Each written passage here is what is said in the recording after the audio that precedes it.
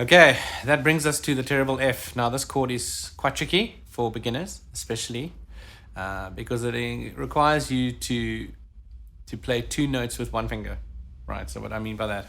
Now let's look at the easier part of this chord first. So it looks similar to a C major, nice and diagonal like this, but we're going to be putting our third finger on the third fret of the D string. That's the F note, so that's your root.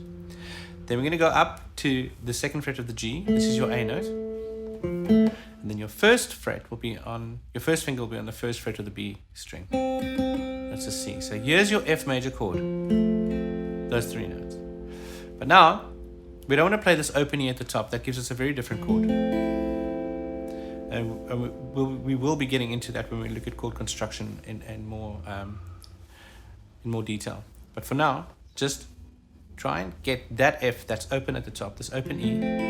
Try and play that note with your first finger as well as the C above it. So we're going to be fretting both this note and this note with the first digit of your finger, right? So you're going to push down on both. And that's the tricky bit. While bending your second finger around, playing the A, and then bending your third finger around and playing the F.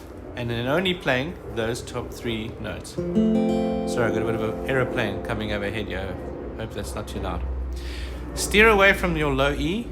Steer away from your open A. Don't play these two open strings. If you do, this is what it sounds like. Listen to this. There's a lot of noise in that chord. We don't want that. So just play the top four strings. And then later, when we get to a bit more advanced chord construction, we'll be looking at putting the low C below that, like this. And then ultimately your low F over here, which turns it into a beautiful bar chord.